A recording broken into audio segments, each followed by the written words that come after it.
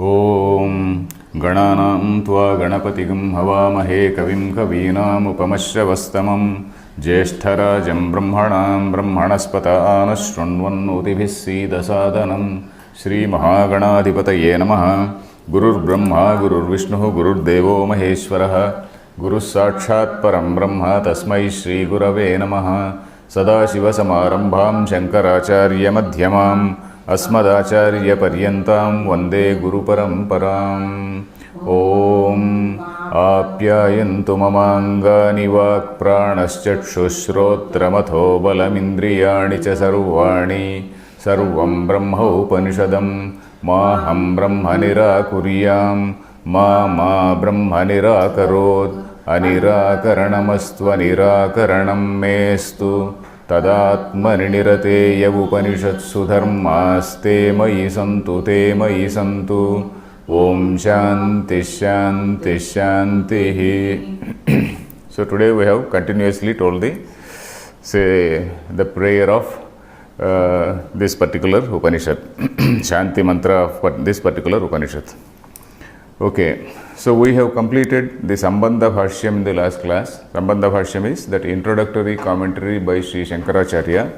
We completed in the last class. So that gave us an overview of say the karma, upasana and all these things which are described in the initial portions of the Veda. The initial portions of the Veda, they deal with this karma, that is the ethical action. When we say karma, we are not talking about the bureaucratic secular action like going to office and getting a paycheck, etc. We are referring to the ethical action which is impacting the other people in the society. So that action is in different forms. That action is in the form of some philanthropic activities. That action is also in the form of some performance of some rituals, etc. Performance of rituals involves some Vedic mantras and then some offerings into the fire and things like that. So all these things, they are called the karma. Upasana is a slightly higher level where you contemplate on the nature of that particular deity whom you are worshipping. So that is a slightly higher level than this karma, which is mostly a mechanical feature. Karma is mostly mechanical. Upasana, the mind also is associated in that thing. Mind is trained to be rather cool, calm, and then it is supposed to meditate. So it is supposed to follow some principles of meditation. So that is upasana is a slightly intermediate stage between this karma and the jnana. So these two, all the nature of all these, and then what type of results are obtained by these two things, that all that has been described in the Sambandha Bhashya. All the types of loka. The loka means an experiential state which you gain by doing this performance of these karmas and also upasanas. They have a limitation. So a person who wants to get over all that limitations, a person who wants to know the absolute reality, who wants to know what is the supreme reality, so he starts questioning about his own actions. He starts questioning about what am I? What is this body-mind complex? What are my indriyas? So in that manner, what am indriya means? The sense organs. How is my mind functioning? Is my mind and also the senses, are they the last word on what all knowledge I am gaining? That is, last word means, are they absolute pramana? Are they absolutely reliable? Are they reliable means for valid knowledge? So that is the meaning. Pramana means a means for valid knowledge. That is the meaning of pramana. So are they pramana? That is, are they the means for valid knowledge? Reliable means. Are they the only means? Or is there something more? So this is the thinking of a seeker who wants to know the absolute reality. So this is the background. This is the overall background. And then we have seen that in any philosophical inquiry, there are two approaches. One is approaching the external world. In the last class also I told this. Approaching the external world, that is, you take your mind and senses for granted, and then you position yourself in a very impeccable position, and then you feel that you are the observer of everything. You have to analyze this, you have to analyze that, etc. There is a lot of knowledge of the external world which is also required. But then there is also a need to question the questioner, to examiner himself. You are, after all, examining all these things through your mind and sense organs, and how far your sense organs are reliable. After all, your eye can only see a particular bandwidth of light, what is some electromagnetic radiation which is called light. Only a particular bandwidth your eye is able to see. A particular bandwidth, a particular limited decibels only our ears are able to hear. Similarly, the sense of touch, sense of everything. So all these things, they have got their own limitation. A dog has more sense of smell. A donkey has a greater sense of some physical perception, because a donkey or some other thing, some other cow or some other animal, they can perceive some earthquake which is likely to come, and then they run away from that place. Earthquake or a cyclone or something like that. So bats have an extrasensory perception. So what all we have and what all knowledge we have with our senses is a rather limited thing. So for this reason, the second method which is adopted in Vedanta, that is in our Upanishads, is questioning our own self, questioning the validity of our own mind and internal and the senses, sense organs. So this is this second approach, and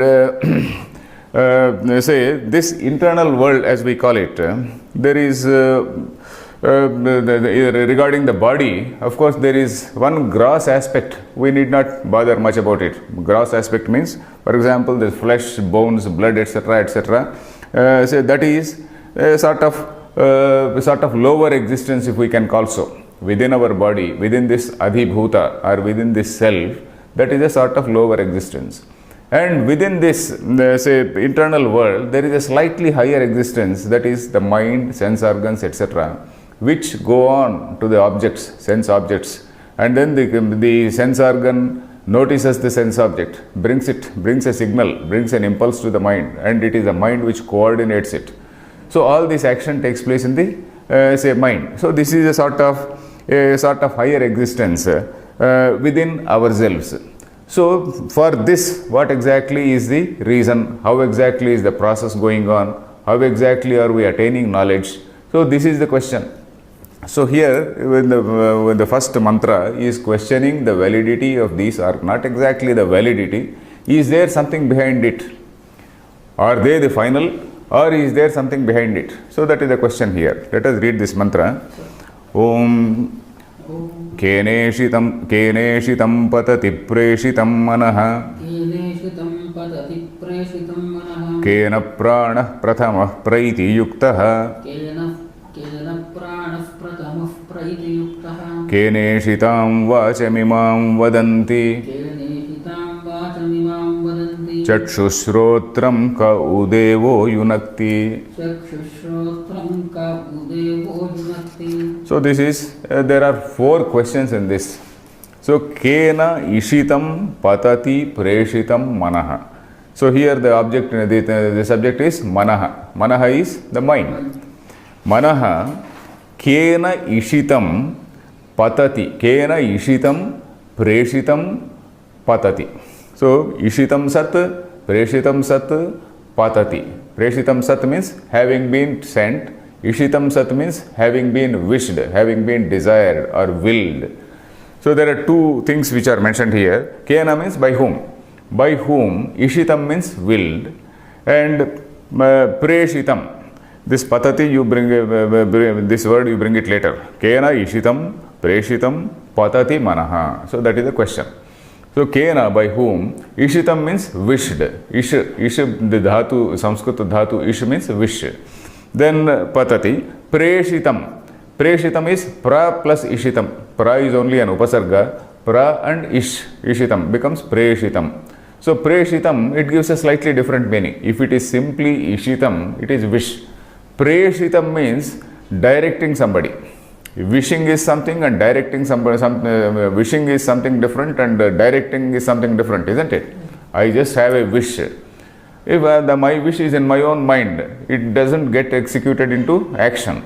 Whereas when I am directing you to do something, then it is my wish is getting executed into action, isn't it? So that is what is preshitam. So here there are 2 things which are used. Ishitam, preshitam, manaha, patati. Patati means it falls. Falls means here what is the meaning of fall? It is jumping onto the objects. It is just running towards the objects. The mind, it is not restraining itself, and then it is jumping, it is falling onto objects. The sense of my mind, of course, when we say the mind, through the sense organs, it is just jumping onto objects, it is falling, it is as though falling, say, willy-nilly, whether it likes or not. So it is just jumping and falling onto the objects. So that is the meaning here. Kena ishitam preshitam. Why these ishitam and preshitam are used, we will see in the Bhashyam, because Shankaracharya, he has to explain all these things. Why this ishitam alone is, when ishitam alone, when it is ishitam alone, why it is not said, why preshitam alone is not said, why both the things are combined, all this discussion will go on. Then the second question is, Kena pranaha prathamaha praiti yuktaha. Kena, by whom? Prathamaha pranaha. This first thing called prana. Prana means that is the vital force, the life force. Life prana is basically the vital force. Indriyas will act only when prana is there. Only when this vital force is there, vital air is there, it is only then that the indriyas will be able to act. Otherwise, the indriyas also will not be able to act. So, kena pranaha prathamaha praiti. Praiti is pra plus eti. Praiti. Pra and eti. Eti is gacchati. Pra eti means prakarshena gacchati. Goes very vigorously, goes very enthusiastically. Praiti. Yuktaha. Yuktaha means that which has been, not assembled. Yukta is that which is directed. Niyuktaha. Yuktaha. Niyogi. You know the word niyogi. Niyogi means is a person who has been employed or he has been commissioned to do a particular work. So yuktaha is that niyuktaha. By whom is it commissioned? By whom is it sent? By whom is it directed? So that is the meaning. Kena prana prathamaha praiti yuktaha. By whom desired, not desired, by whom directed, say by whom appointed or by whom commissioned. This prana also goes out. So that is the second question. Then Keneshitam vacham imam vadanti. Vacham imam vacham. Vacham means walk. Walk is the word. Vacham is dvitiya vibhakti. That is imam vacham means this particular walk or vagindriya, this thing. Kena ishitam vadanti. Kena ishitam, by whom desired. In the beginning Ishitam is used, here Ishitam is used. What is the difference? Ishitam manaha. Manaha is in Napumsakalinga, so it is used as Ishitam. This walk is Strilinga, so that is why there is an elongation here. Ishitam. Ishita walk. Ishitam manaha. Ishitam manaha. Ishita walk. So that is the meaning. Ishitam vacham. This particular vacham, the vacham means voice, not voice, this words, the sense organ, the organ called speech, organ of speech. This organ of speech, this is a karmendriya. We know that there are two types of indriyas. Two types of indriyas are, one is those who go out and perceive the knowledge. They get information to the mind. They are the jnanendriya, the knowledge, the organs of, say the sense organs which bring knowledge. Then there are what are called motor organs. Motor organs is speech is one motor organ, hand is one motor organ. So like that, these 5 motor organs and 5 sense organs are there. So here we are talking about the motor organ, or which is called karmendriya. So kena ishitam imam vacham vadanti. By whom desired? By whom desired are we talking this saying? Vacham vadanti. Vadanti means janaha vadanti. People say, people talk. This particular speech, by whom desired, are we all uttering all these words, are we using our sense organ, this motor organs? Then last thing is about the sense organs. Chakshu shrotram ka udevo yunakti. Chakshu shrotram. Chakshu means eye. Shrotram is the sense organ of ear. So these two things, when only two things are mentioned, we have to take into consideration all the 5. All the 5 sense organs. Chakshu shrotram is only indicative of all the 5 sense organs. Chakshu shrotram ka u devaha. Kaha means, ka is kaha. Kaha is who. Ka u. U is say to indicate that it is something which is well known. Ka u. One prasiddha. Who is that famous? Devaha. Devaha means some divine entity, some divine thing. or something which is behind all these things. Ka u devaha yunakti. Yunakti again means directs, one who directs.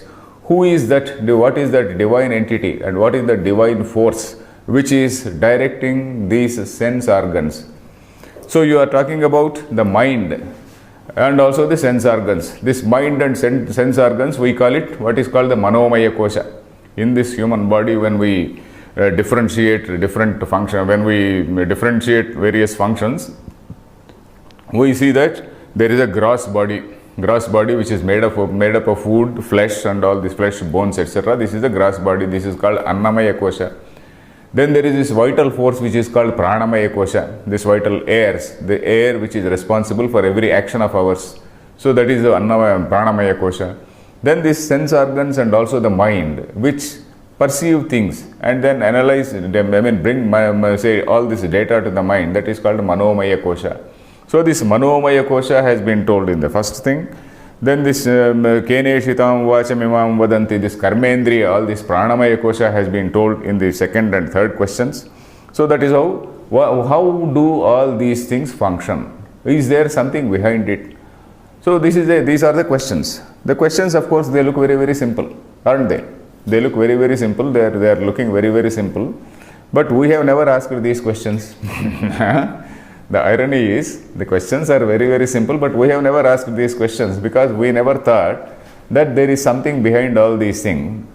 Whereas this gentleman who is asking these questions, because we have seen in this introduction that he is somebody who has already studied some Vedas, who is already a Virakta. Virakta is somebody who is, say, dejected with all these ephemeral, all these temporary, ephemeral things, all these transient things, and then who wants to know what is this absolute reality, one who wants to know what is the eternal truth. So somebody, he is asking these questions. So he is obviously, he is having a doubt whether this body-mind complex, normally what do we think if somebody says, who is directing you to do this thing? It is my mind which is directing. We take it for granted that it is the mind, or rather the body-mind complex, which is the doer. The basic question here is, who is the doer? Who is the doer in the body? In the Gita Bhashya also we have seen, and Kathopanishad Bhashyam also we have seen, Gita Bhashyam we have seen. Gita Bhashyam, what did we see? Indriyasya indriyasyarthe ragadvesha vyavasthito. So this indriya is running towards an object because there is something which is called likes and dislikes. These are all very well determined. This particular indriya likes this particular indriya does not like this. Then, what is that line? Prakruteh kriyamanani gunaih karmani sarvashah. Prakruteh kriyamanani gunaih karmani sarvashah. That line we have seen in the third or fourth adhyaya, that third adhyaya. That is what does it mean? So there is what is called this Prakruti. Prakruti is, maybe I have to explain to a newcomer, somebody who is newly listening to this Kena Upanishad. I have to just broadly explain what is the overall structure of what is this Prakruti, what are these gunas, etc. So in this Vedanta Shastra, the absolute reality is defined as that which is eternal, unchanging, always existing. That is what is called Sat. Satyam, in other words, Satyam. So we may say this pen is also Satyam because I am able to see this. This is Satyam, we say. But Vedanta says this is not Satyam because this was not there a few years ago. This will not be there a few years ago. Even in the present moment I can destroy it. So this is whatever gets changed, whatever undergoes a modification, it is not Sat. Whatever is there which is unchanging forever and forever in past, present, future, beyond time. Because whenever we refer to an object, we are referring to an object in space, time, isn't it? And also a particular vastu. When I say this is a pen, the pen is not a cell phone. And cell phone is not a phone, it's a pen. So this has got three limitations. This pen has got three limitations. It has got the limitation of time. That is, it was not there a few years ago, it will not be there a few years ago, then it is existing at present. There is no permanent existence for this. Then this is the say limitation of time. Then there is a limitation of space. That is, this pen is maybe about 6 inches long. It is occupying only some 4 or 5 square centimeters of square inches of space. Not more than that. This thing is occupying only about 4 to 5 square inches of space, and beyond that it is not there. So it is limited by space.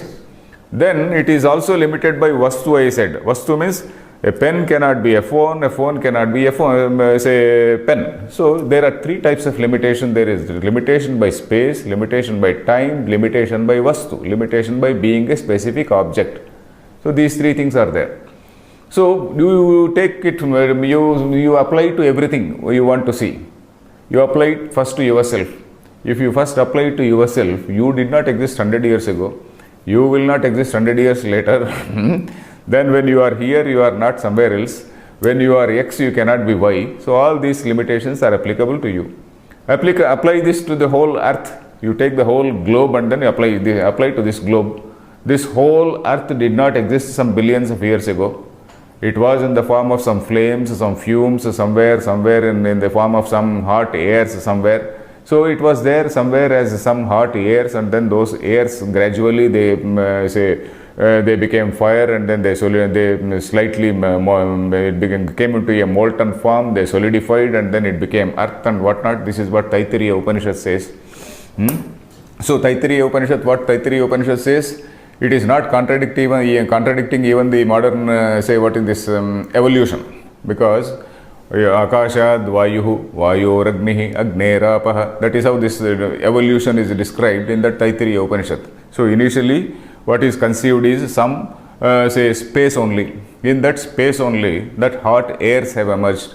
Those hot airs have become fire, it turned into fire, and then over a period of time that became liquefied, and then over a period of time that became solid. Adbhyah Pruthivi, Prithivya Oshadhayah, and from that Pruthivi all types of vegetable existence came into vegetable, what can we call that plant world, let us say, that all this plant kingdom came into existence, and that plant kingdom became the food for something else. And when that became food, Annat Purushaha, from that food the being came. Purusha means not a human being. Any animal is Purusha. Purusha means that which is a living being. That which is a being is called a Purusha. So what we say, what the Taittiriya Upanishad told about 6,000 years ago is totally in accordance with what Darwin says, or say what science says even today. So anyway, so this is the structure which we imagine, which we have proposed in Vedanta. So when this is the structure, who is the creator of all this? So that also we have to see. Who is the creator of this? First of all, I said there is a space, air, and from that air, then there is a fire, from fire to water to water means fluid, from fluid to solid, and then there is a life and whatnot, isn't it? So who is the creator of all this?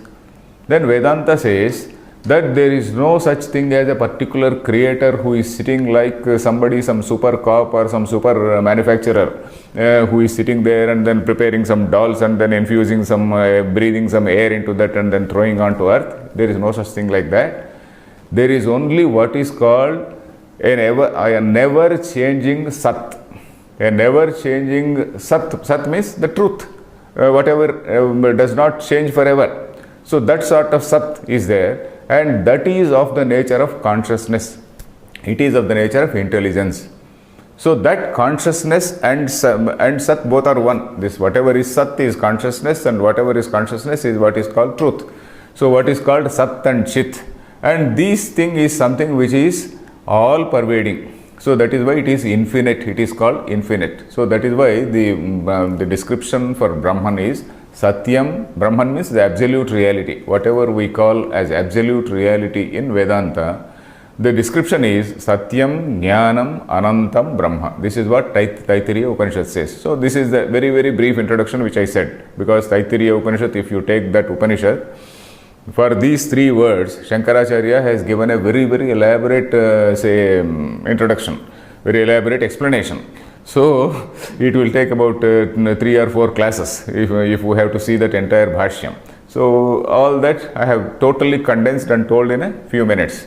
So Satyam, that which is never changing, that which is always existent. A pen may come and go, a paper may come and go, a book may come and go, but then it is in the form of its original Karanam. Suppose I make a pot. So that pot is made of clay. So even if the pot gets destroyed, it is in the form of clay. The clay gets destroyed, it is in the form of ordinary soil. And then of course the earth also gets destroyed. Earth will resolve into what is called water. Water again gets resolved into air. Fire, that gets resolved into air, and then that gets resolved in that say Prakriti. So that is how this is the whole structure comes. So when you talk about the creation as such, who is the creator? Coming back to that question, who is the creator? Creator, there is no particular creator as such. What we call absolute reality or Brahman, that what we called this ever existing, never changing Sat and also the consciousness, there is some power which is manifesting in that consciousness itself. That power itself is called Maya. It is a sort of manifesting power. And in that Maya, all these things, all these say changes take place. There is Maya, in that power, in that consciousness only that all these changes take place. And this changes at a cosmic level, you call it some God, whatever it is. You imagine in whatever shape you want. So that is why the Indian tradition says you imagine or you visualize that particular say cosmic say being or cosmic overlord in any form or without a form. But then there are some functions. What are those functions? So a particular line of say a particular type of creation is taking place. And in that say Maya as we called it, it is otherwise called Prakriti or the creator. Prakriti is basically Prakarshena Karoti iti Prakriti. Prakriti actually means a creator. So in that there are 3 types of tendencies, what is called Sattva, Rajas and Tamoguna. So one particular tendency produces or creates or manifests, let us say produce also is not a correct word, it manifests in the form of say Sattva. Sattva is, that is, suppose a person, when you refer to, if you take the example of a human being, there is somebody who is very well, say, always a stickler to, say, Satyam. Satyam means truth, honesty, all highly virtuous person, a person who is always, say, helping others, a person who will never harm others, so, and a person who is very well contented. So there are certain qualities in him. So these qualities are defined as Sattva Guna. There is another man who is rather aggressive, who wants to dominate, who wants to acquire more and more things. So this is again a tendency called Rajoguna. There is another person who is lazy on the one hand, who is say sometimes violent, lazy, violent, indolent. So there are certain things called Tamoguna. So these 3 characteristics are also manifesting in that Prakriti or that creator. And because of a combination of all these 3 characters in very many proportions, different proportions, various beings they manifest. So that is what our say Siddhanta says. Then what about this mind? Mind also is a product of all these things. So there is what is called Akasha, Vayu, all these 5 elements we talked about. Akasha, Vayu, Agni, then water and also earth. So these 5 elements we have seen, these 5 elements are also having these 3 characteristics like Sattvika, Rajoguna, Tamoguna. And then say of course in the Gita class I gave a very elaborate picture and then I showed some slides and all that, what all we studied in that Gita class. In a very short manner I am just telling. But if you want to know more details, you have to go back to that Gita class where we discussed in the 7th chapter of Gita, where we discussed this Para Prakriti and Apara Prakriti, how senses have come into existence, how mind has come into existence. We dwelt at length at that time. So here I am just giving a very brief picture. For someone who wants to know more, you can just refer to the Gita class in 7th Adhyaya, 7th chapter. So anyway, so this say these 3 gunas which we were talking about, they are responsible for various personality traits. they are the things which are there constituted in the mind. And these gunas, they go about, and then these gunas, they also produce the feeling or notion that I notion is there. So a person feels, yes, I am the doer. When I say, okay, now I want to go do this, I want to go there, I want to do something. So every day we also check out our program. I want to do this, I want to do this. So that who is that I? That I, for all normal human transactions, that I is the mind. For all normal human transactions, day-to-day human transactions. But when we come to Vedanta, that I, you have to question, who is this real I? Is there something behind this I also? So that is what we have to question. So that is the question here. Who is that I? Whereas Vedanta says, you are not that I. You are the person who is doing all these things. There are these three gunas which are acting in you. The so-called aham or ego or I, the notion of I which has been you have constructed for yourself. So that is not that is basically the I in your sense, but the real I is something different. So that is what we have to see in this bhashyam. We have seen this mantra. Is this mantra clear? Chakshushrotram kavudevo yunakti. We will come to the bhashyam then. We will read the bhashyam. Kena ishitam. Kena kartra ishitam. Ishtam abhipretam sat. Manaha patati gacchati. Svavishayam prati iti sambadhyate. So kena ishitam. Ishitam means wished. Wished by whom? Kena kartra ishitam. Kena kartra. Kartra is tritiya vibhakti. That is by which agent or by which actor. Karta means one who does, is a doer, let us say. Kena kartra means by which doer, by which actor, by which director, let us say. By which director? Ishitam. Ishitam means desired. By whom? By who is that agent who has desired? Who is the person who has desired? Ishitam. Ishitam means ishtam. Ishitam means ishtam. That means wished. Abhipretam. Abhipretam means intended. By whom wished and by whom intended. Abhipretam sat, having been directed so. Manaha patati. The mind goes and it pounces on it as though it pounces on various objects. Svavishayam prati. On all these vishayas. Vishaya means a sense object. Sense object is called a vishaya. Vishayam prati iti sambadhyate means that is how it is connected. The line is connected. Then ishehe abhishnyarthasya gatyarthasya cha iha asambhavat icharthasyaiva etad rupam iti gamyate. So he is explaining a small point of grammar. So these Sanskrit roots, we have seen this word ishitam. Ishitam is from a Sanskrit root called ish. Ish means wish. So this ish has three meanings. All these Sanskrit roots, the root may have one or many meanings also. So dhatunam anekarthatvat. So that is what they say. That is, the dhatu may have only one meaning, it may have different meanings also. So this particular dhatu is having three meanings. Shankaracharya is pointing out that two meanings are not applicable here, only one meaning is applicable. What are those things which are not applicable? He is saying, ishehe. Ishehe means of that word ishati.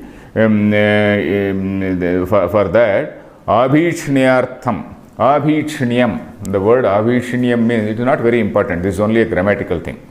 Abhishnyam means, say, repeatedly doing a thing. Pavanah punyena. Pavanah punya means repeatedly doing a thing. Repetition. That is called abhishnyartham. So abhishnyarthasya cha. Then there is another meaning called gatyarthasya cha. It also means isha. It also means movement. So one is repeatedly doing a thing and another is going to a particular place. These two meanings, they are not applicable here. So that is what he is saying. Abhishnyarthasya gatyarthasya cha iha asambhavat. Here, iha means here in this context. Asambhavat, they are not applicable. They don't fit in here. Asambhavat, icharthasyaiva etad rupam iti gamyate. Icharthasya. The third meaning is icha. Isha means icha. Icha means desire, wish. So that particular meaning is appropriate here, it is fitting in here. So that is what it means. Gatyarthasya chaiha sambhavat Icharthasya eva etad rupam. Etad rupam means this particular rupam, this particular coinage. Rupam is that particular coinage called Ishitam, is with, by accepting that particular meaning called wish. Icharthasya eva etad rupam iti gamyate. Gamyate means it is known from this particular context. So that is it. Then Ishitamiti, it prayogastu chandasaha. It prayogastu chandasaha. Okay, this again is a grammatical point. So say for example, Ishitam, he is pointing out that this Isha dhatu is there. For this particular dhatu, say for example, there is a dhatu called bhuj. For that, bhuktam. Bhuktam is that which is eaten. Bhuja bhuktam. Bhuja plus kta becomes bhuktam. Ish plus kta, it should become ishtam. Kta is a pratyaya. We need not go into grammar, I am just briefly explaining. Ish plus kta. Gam dhatu is there. Gam plus kta becomes gatam. Gata. So like that, that which is where it is gone. The gatam is gone. Bhuktam is something which is eaten. Ishtam is something which is desired or wished. So instead of being ishtam, the word used here is ishitam. That is because in Vedic grammar, in Vedic times, this grammar which came into existence at a later date. After all, Sanskrit grammar came into existence about 2600 years ago by Panini was the grammarian. In fact, prior to Panini also there were several grammarians. If we see the Panini's Vyakarana, Panini Vyakaranam, if you see, Panini refers to some of his predecessors. So which means that prior to Panini, that is prior to 2600 years, more than 2600 years ago, there were some grammarians whose works are not available, but luckily Panini's Vyakarana is available. I am told, recently I read one article somewhere, if you go to Pakistan national website, they show Panini as their grammarian. So, at least they are accepting that there was a gentleman called Panini, because Panini lived in the present day Pakistan. Panini lived in a village near Lahore. So, the present day Pakistan. So, anyway, this Panini's grammar, it came sometime in 2006, about 600 years ago. So prior to that, the Vedic period is about 4,000 to 5,000 years old.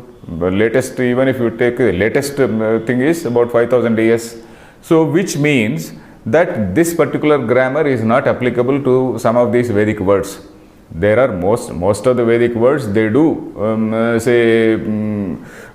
compare with the present day means that later day grammatical structure. But then there are certain expressions where they don't compare with they don't fit into the later day grammatical rules. So that is why Ishitamiti it prayogastu chandasaha. It prayoga means that Ishitam, that ikara, the sound E is called it. The sound E is called it in grammar.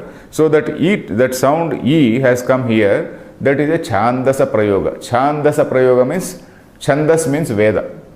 Chandasaha means that which is a sort of Vedic liberty, a sort of Vedic license, which means it is not as though somebody has permitted mistakes to take place in Vedas. It is not like that. Vedic, after all, the Vedic Sanskrit is the original Sanskrit. From that, over a period of time, later day Sanskrit has come, isn't it? So at a later date, all these grammarians, they have formalized this grammar. How do they formalize grammar? Depending on the usage, isn't it? If most of the people, if 90% of the people use a particular word in a particular way, that becomes a standard.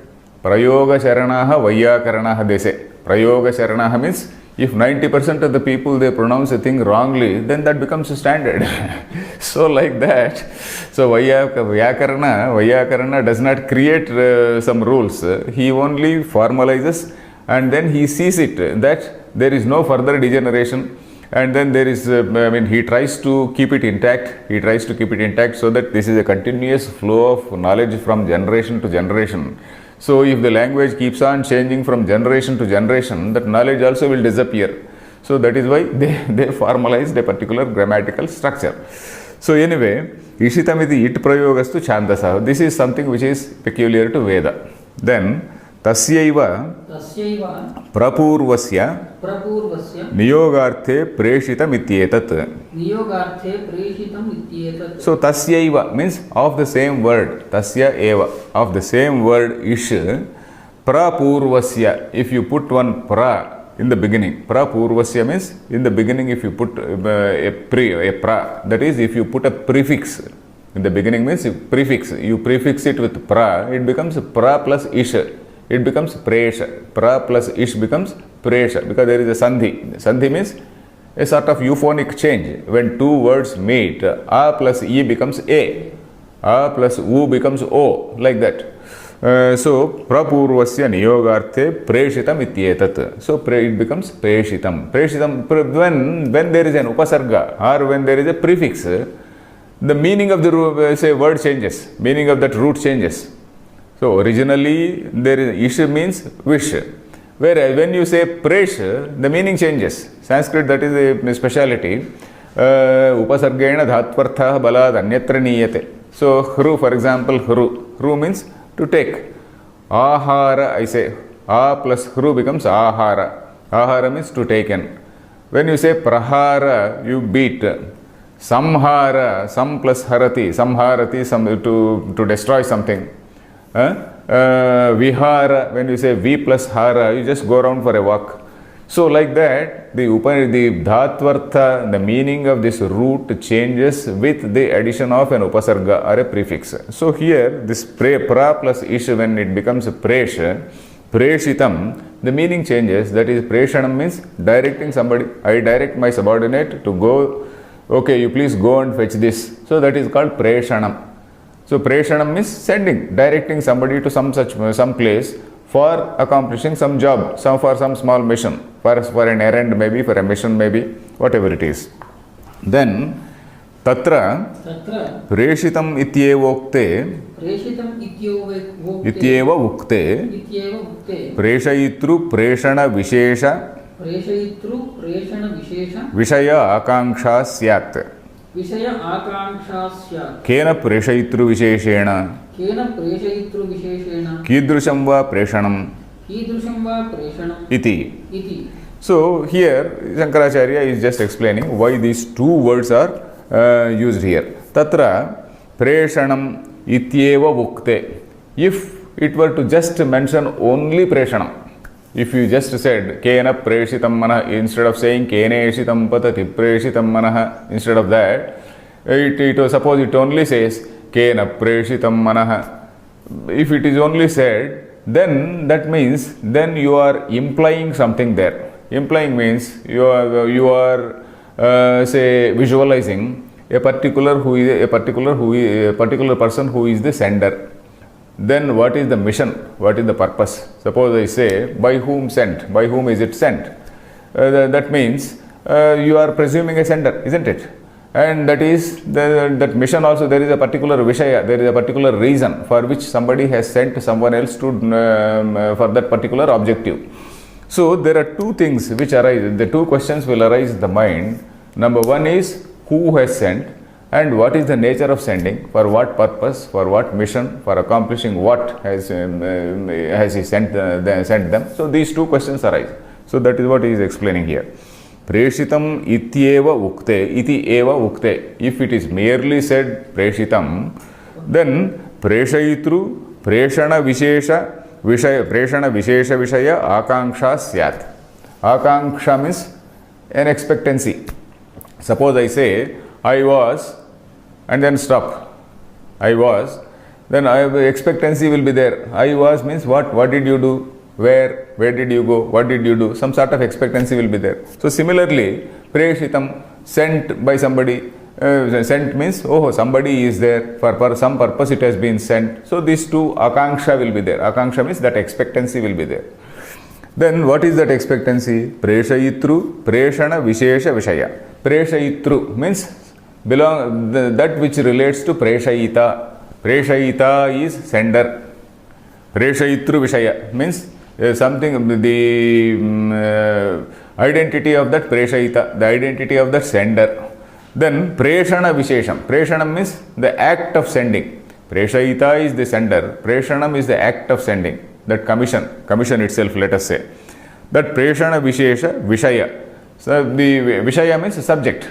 There will be an akanksha, there will be an expectancy about who is the sender and what is the mission. So that is the meaning. Akanksha syat. It will be there. Kena preshayitru visheshena. Kena preshayitru visheshena. Kidrusham va preshanam iti. Kidrusham va preshanam iti. Okay, this also I think we read. Yes. Kena preshayitru visheshena means by which particular sender. Preshayitru visheshena means by which particular sender. Then what type of preshanam, what type of commission, what type of direction is that? So these two questions arise. Then ishitam ititu visheshane sati tad ubhayam nivartate. Kasya ichhamatrena preshitam iti artha vishesha nirdharanat. So here it is an important question, an important point which he is making. Ishitam ititu visheshane sati. Visheshane sati means if this visheshanam or adjective is there, if this also is there. Ishitam means wished.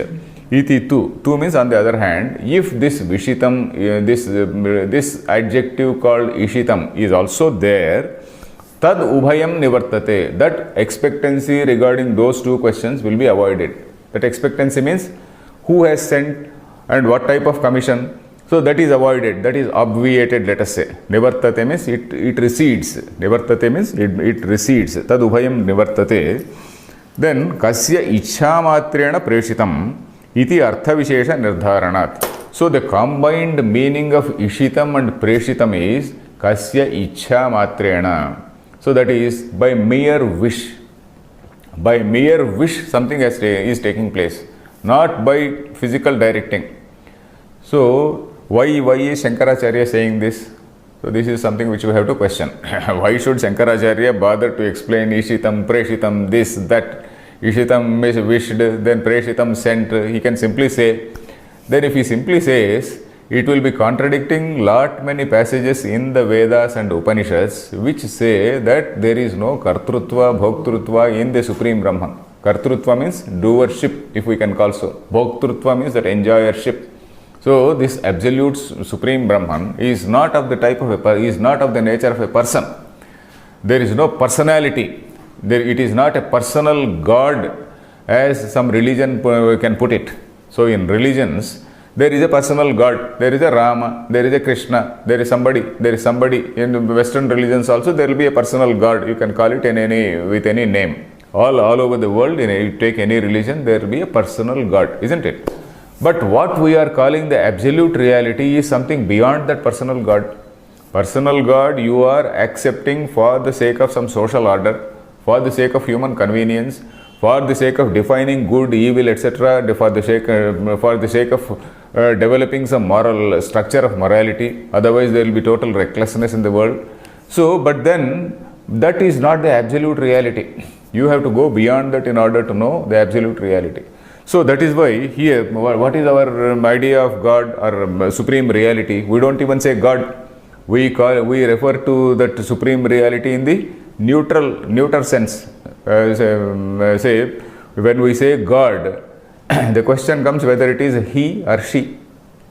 So it is neither masculine or feminine, but it is in the neuter gender. This word Brahma, which we say, is in the neuter gender. So that is why we are very well aware of this statement, Tat Tvam Asi, that you are.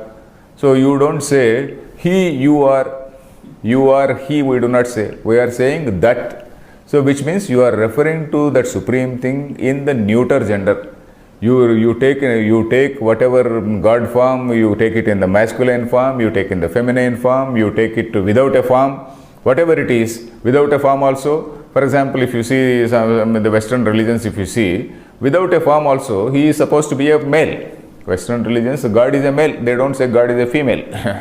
Whereas In reality, if you go to the absolute level, it cannot be male also. It cannot be male, it cannot be female, it is not a eunuch. In order to avoid any type of mischievous interpretation, because somebody can say he may be a eunuch. It's not like that. Na strina puman na shandaha. The Veda also says very, very specifically, na shandaha. Shanda means a hermaphrodite. Eunuch, in other words. So it is neither like that. He is not a person at all. He or she is not a person at all. It is of the nature of pure intelligence. It is of the nature of pure consciousness. It is of the nature of pure awareness. So that is what it says. So when that is so, how can it desire? How can it direct? When the supreme reality is something which is of the nature of consciousness, how can it direct you? Okay, you please go and do this. It cannot direct. By its mere presence, things take place. By its mere presence, things take place, and that is what Vedanta says. If you go to other books and then if you read more Vedanta, of course I am telling all this in advance only to see that we understand these things in a clear way. Why is Shankaracharya doing all this discussion? So we will understand all this if I tell something in advance. So if I keep the suspense like a suspense film, this will not work out. So if I tell what is there in the final paragraph now itself, we will be able to understand. So in our say Vedantic, in the Veda, the reality according to Vedanta is something of the nature of consciousness. If it is just, it is something of the nature of light. And suppose there is a dark room. In that dark room, say you focus a torchlight. When you focus a torchlight, then you come across, you see so many things. It is not the torch light which is seeing, it is you who are seeing. Or suppose there is a,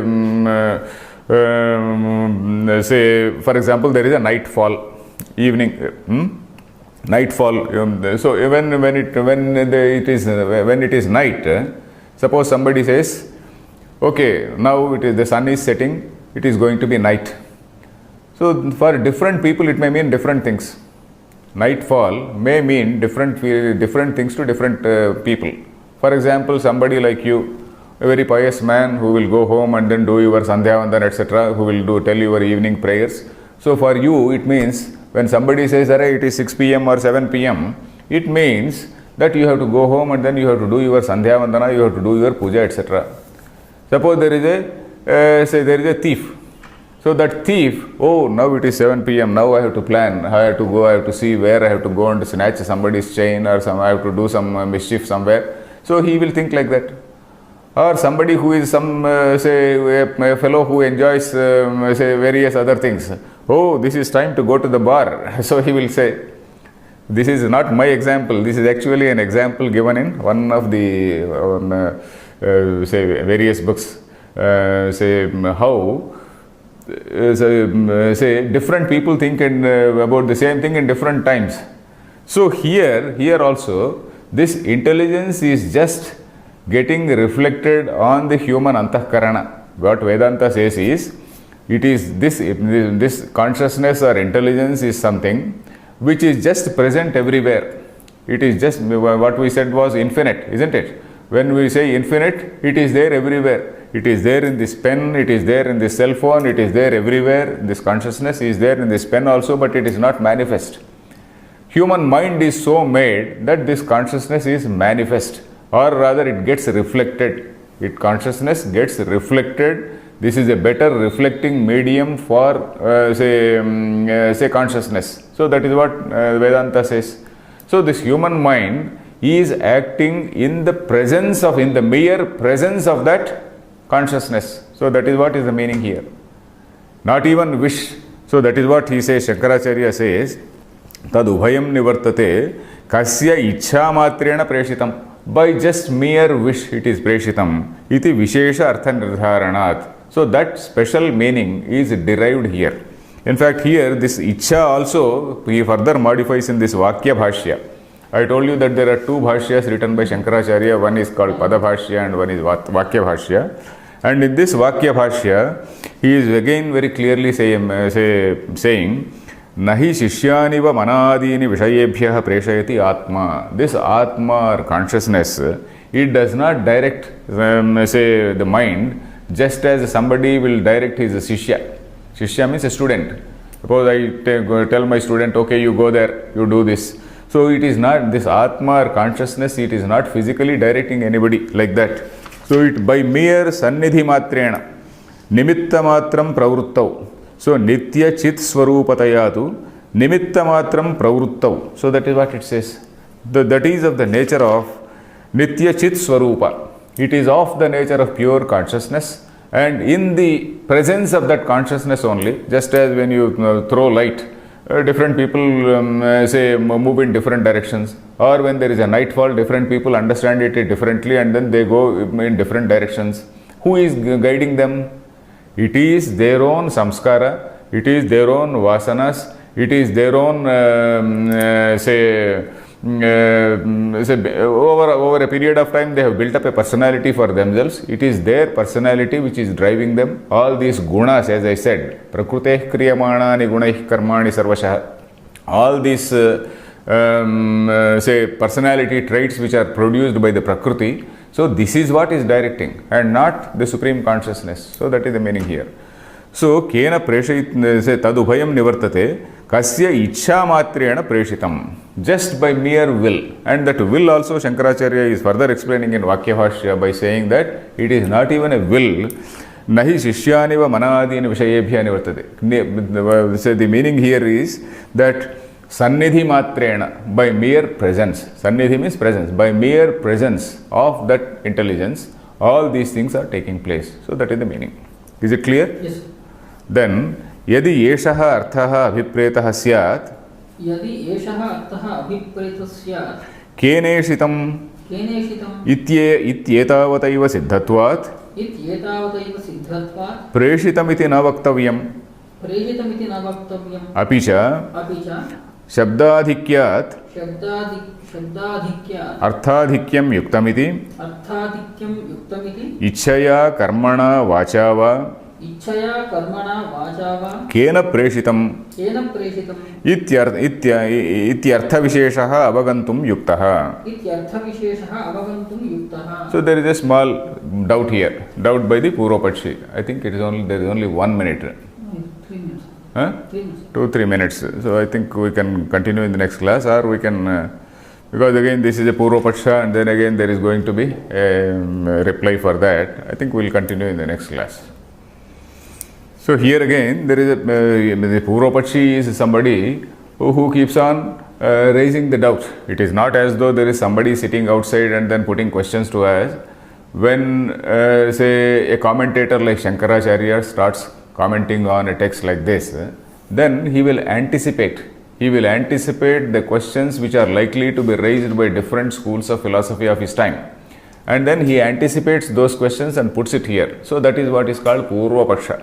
Purvapaksha means that is an anticipated say objection by the other by the rival philosophical school, let us say. So in Shankaracharya's time, even right from the Vedic times, we had different schools. We had the Sankhyas, we had Buddhists, we had Jains, we had Mimamsakas. Mimamsaka, of course, they are very close to Vedanta, but then they are hardcore ritualists. So a hardcore ritualist, he doesn't want to come to this jnana level. He is more comfortable with this ritual only. Then Sankhya, it is a slightly different philosophy. Then Tarkikas. Tarkikas means pure logicians who want to arrive at everything by means of pure logic. Whereas Vedanta says by pure logic you cannot arrive at a thing. You have to take into consideration what Shruti says about Anubhava. You have to take into consideration your own experience. So this Purvapaksha is something which is it is an anticipated objection by the rival school. So this Purvapaksha we will see in the next class. Om Purnamadah Purnamidam Purnat Purnamudachyate Purnasya Purnamadaya Purnameva Avashishyate. Om Shanti Shanti Shanti.